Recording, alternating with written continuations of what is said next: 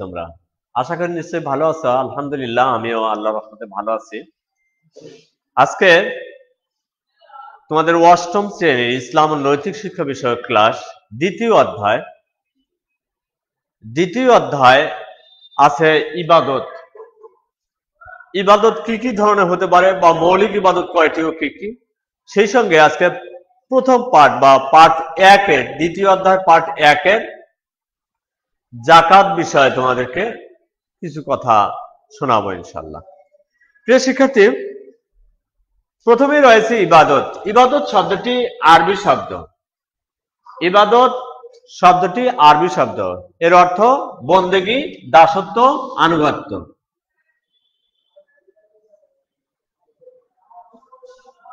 বন্দেগী, দাসত্ব, আনুগত্য ইত্যাদি হতে পারে। তো ইবাদত আরবি শব্দ, এর অর্থ বন্দেগী, দাসত্ব, আনুগত্য। এবার আসি যে ইবাদত কাকে বলে। আল্লাহ রাব্বুল আলামিনের যাবতীয় হুকুম আহকাম মেনে নেওয়া এবং যত নিষেধাজ্ঞা রয়েছে সবগুলো ছেড়ে দেওয়াকে বলা হয় ইবাদত। প্রিয় শিক্ষার্থী, আল্লাহ রাব্বুল আলামিনের হুকুম আহকাম গুলো মেনে নেওয়া এবং যত রকমের নিষেধাজ্ঞা রয়েছে সেগুলো ছেড়ে দেওয়ার নাম হচ্ছে ইবাদত।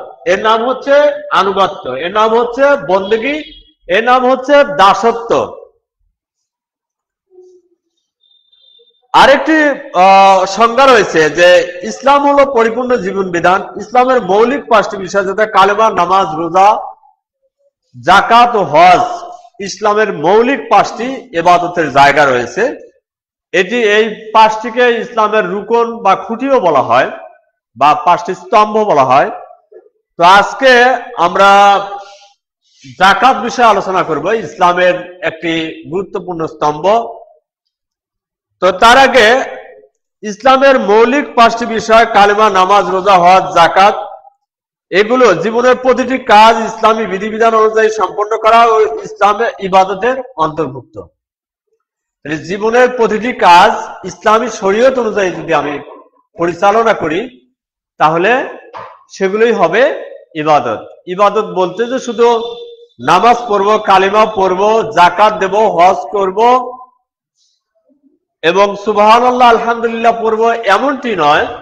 ইসলামের যাবতীয় বিষয়গুলো মেনে নেওয়ার নাম হচ্ছে আনুগত্য, আত্মসমর্পণ, দাসত্ব, বন্দেগী ইত্যাদি। এরপরে আসি যে যাকাত শব্দটি কোন ভাষার। যাকাত শব্দটি আরবি ভাষার শব্দ। যাকাত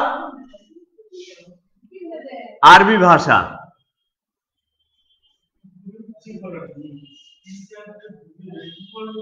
আরবি ভাষা অর্থ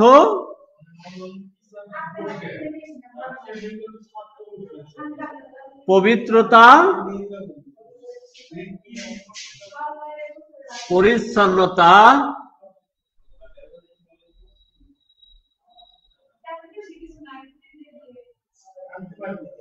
এবং বৃদ্ধি পাওয়া।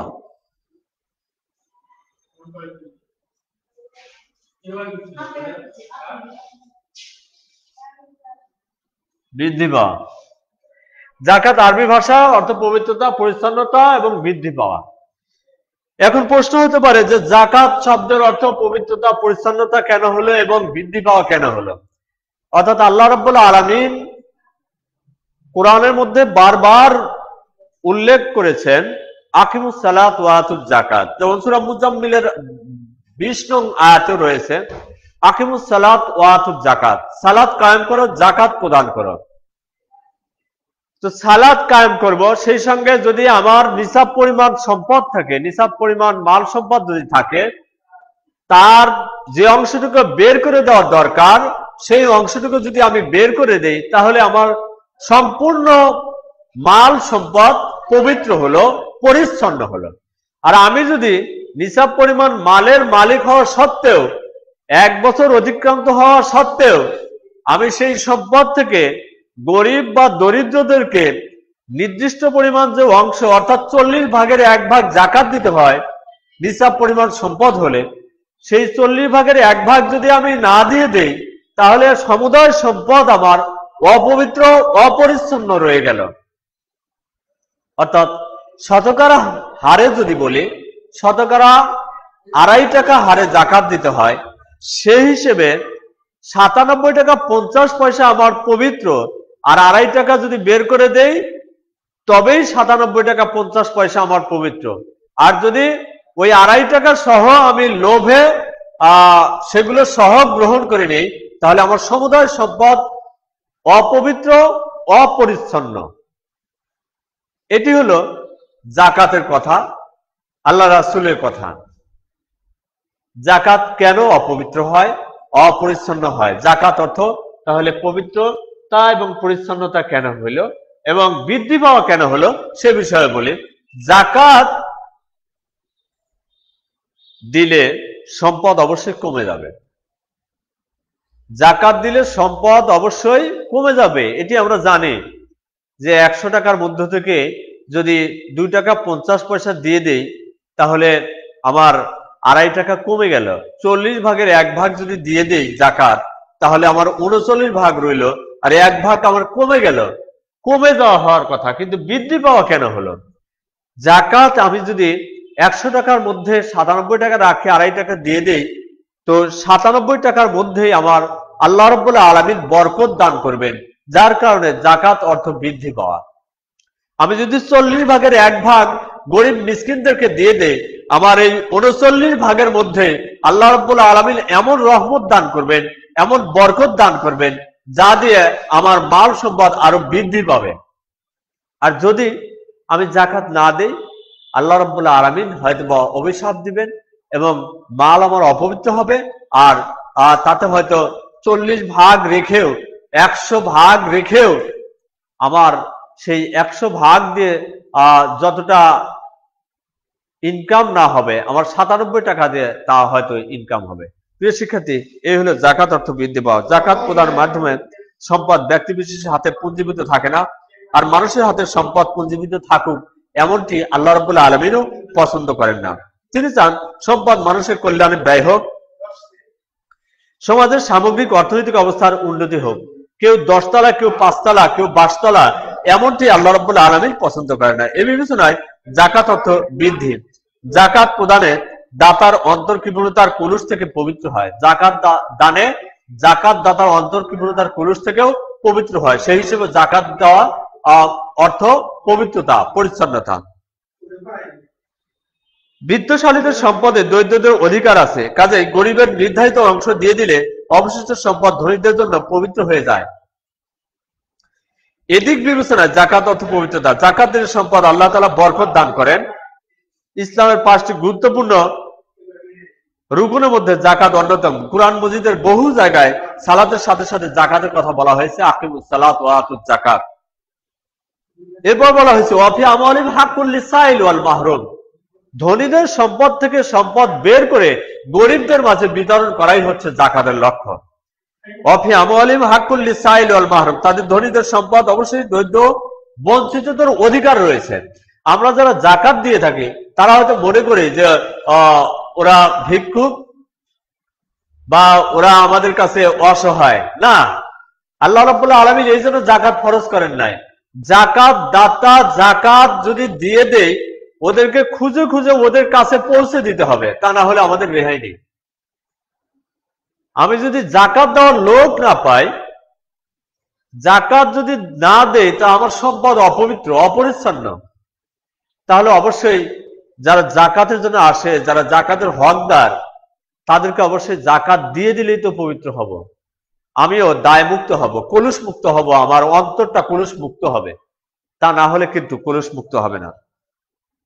শরীয়ত বিধান অনুযায়ী নামাজ আদায় করলে আদায়কারীর জন্য যেমন পুরস্কারের ঘোষণা রয়েছে, তেমনি জাকাত যার নিসাব পরিমাণ সম্পদ রয়েছে সে যদি জাকাত হিসাব করে বছর অন্তে দিয়ে দেয় তাহলে তার জন্য অফুরন্ত পুরস্কার আল্লাহর ভান্ডার সমূহে রয়েছে। প্রিয় শিক্ষার্থী, এ বিষয়ে একটি হাদিসে কুদসিতে রয়েছে, আল্লাহ তাআলা তার বান্দাকে বলেন, হে বনি আদম, আমার পথে তুমি খরচ করতে থাকো, আমার পথে তুমি খরচ করতে থাকো, আমি আমার অফুরন্ত ভান্ডার থেকে তোমাদের দিতে থাকবো। সহিহ বুখারী এবং মুসলিম শরীফের হাদিস। হাদিসে কুদসিতে আল্লাহ রাব্বুল আলামিন বললেন যে হে আমার বান্দাগণ, তোমরা আমার পথে আমার রাস্তায় খরচ করতে থাকো, আমি আমার ভান্ডার থেকে অফুরন্ত ভান্ডার, যেটা কখনো ফুরাবে না, শেষ হবে না, নিঃশেষ হবে না, সেখান থেকে আমি তোমাদেরকে দিতে থাকবো। তো আল্লাহ রাব্বুল আলামিন যদি এই প্রতিশ্রুতি দিয়ে থাকেন, অঙ্গীকার দিয়ে থাকেন যে আমি তোমাদেরকে দিতে থাকবো, তাহলে কোনো বান্দার আর কোনো দুঃখ বা অভাব অনটন হওয়ার সম্ভাবনা নেই। প্রিয় শিক্ষার্থী, তাহলে আমাদের যাদের পিতামাতার জাকাত নিসাব পরিমাণ সম্পদ রয়েছে, অবশ্যই বছরান্তে জাকাত হিসাব করে দিতে হবে, অর্থাৎ 40 ভাগের 1 ভাগ, অর্থাৎ নিসাব হলো 7.5 ভরি স্বর্ণ যদি কারো নিকট থাকে, অথবা সেই পরিমাণ অর্থ সম্পদ যদি থাকে, তাহলে তার উপরে জাকাত খরচ হবে। সেটি আবার 1 বছর কাল অতিক্রান্ত হতে হবে, হওয়ার পরে সেটি দাম ধরে যে কত টাকা হয়েছে তার 40 ভাগের 1 ভাগ হিসেব করে জাকাত দিতে হবে। প্রিয় শিক্ষার্থী, এরপরে আসি আমরা যে ক্বাল আল্লাহ ইন্নী মাআকুম লাইন আকামতুস সালাত ওয়া আতাইতুমুজ যাকাত। আর আল্লাহ বলেছিলেন আমি অবশ্যই তোমাদের সাথে আছি। ক্বাল আল্লাহ ইন্নী মাআকুম, আল্লাহ বলেছিলেন অবশ্যই আমি তোমাদের সাথে আছি। লাইন আকামতুমুস সালাত, যদি তোমরা সালাত কায়েম করো, ওয়া আতাইতুমুজ যাকাত, তোমরা যদি যাকাত আদায় করো। তাহলে আল্লাহ রাব্বুল আলামিন দুটি শর্ত আরোপ করেছেন। সেটি হলো যে আমি তোমাদের সাথে আছি, বান্দাকে লক্ষ্য করে বললেন, তবে শর্ত যদি তোমরা সালাত কায়েম করো এবং যাকাত আদায় করো। প্রিয় শিক্ষার্থী, তাহলে অবশ্যই আমাদেরকে সালাত আদায় করতে হবে, যাকাত প্রদান করতে হবে। দানশীল ব্যক্তি আল্লাহর নিকট জান্নাতের নিকটবর্তী, আল্লাহর বান্দাদের নিকটবর্তী এবং জাহান্নাম থেকে দূরবর্তী। অপরদিকে কৃপণ ব্যক্তি অপরদিকে কৃপণ ব্যক্তি আল্লাহ থেকে দূরে, আল্লাহর বান্দাদের থেকে দূরে, জান্নাত থেকে দূরে এবং জাহান্নামের নিকটবর্তী। প্রিয় শিক্ষার্থী, অন্য আরেকটি হাদিসে রয়েছে একজন জাহিল দানশীল, একজন কৃপণ আবিদের চাইতে, একজন জাহিল দানশীল ব্যক্তি একজন কৃপণ ইবাদতকারী ব্যক্তির চেয়ে উত্তম। সহিহ তিরমিজি শরীফ হাদিস। প্রিয় শিক্ষার্থী, যাকাত সম্পর্কে যতটুকু কথা বললাম, অবশ্যই আমরা যেন সেটি গুরুত্ব সহকারে শ্রবণ করি এবং গুরুত্ব সহকারে সেটি আমল করি, পালন করি। জাকাত যদি আমরা না দেই, তাহলে আল্লাহ রাব্বুল আলামিন জাকাত না দেওয়ার কারণে, ওই সম্পদ গচ্ছিত রাখার কারণে, ওই স্বর্ণ রৌপ্য আগুনে, জাহান্নামের আগুনে উত্তপ্ত করে আমাদের কপালে, আমাদের পৃষ্ঠদেশে, আমাদের পাজরে সেকা দেওয়া হবে। বড়ই কষ্টের কথা। আর এ দুনিয়ার আগুনের চেয়ে জাহান্নামের আগুন 70 গুণ উত্তপ্ত বেশি হবে। সুতরাং আমরা যেন অবশ্যই সেই জাহান্নামের আগুন থেকে বেঁচে থাকার জন্য অবশ্যই আমাদের সম্পদ থেকে যাকাত দান করি, অর্থাৎ নিসাব পরিমাণ সম্পদ হলে অবশ্যই সেখান থেকে 40 ভাগের 1 ভাগ বা শতকরা 2.5 টাকা হিসেব করে যাকাত দিয়ে দেব। তাহলেই আমরা ইহকালে যেমন আমাদের সম্পদগুলো পবিত্র হবে, পরিচ্ছন্ন হবে, পরকালেও আমরা নাজাত পেয়ে যাব। প্রিয় শিক্ষার্থী, আজকে এই পর্যন্তই। সবাই ভালো থাকো, সুস্থ থাকো এবং এ বিষয়ে ভালোভাবে লেখাপড়া করবে। আমার কাছ থেকে যতটুকু শুনলে, তোমরা যদি এই পাঠ্য বই বা যাকাতের পাঠটি তোমরা যদি আবার একটু পড়ো, তাহলে অবশ্যই বিষয়টি আরো পরিষ্কার ও পরিচ্ছন্ন হয়ে যাবে। সবাই ভালো থাকো। আসসালামু আলাইকুম ওয়া রাহমাতুল্লাহ।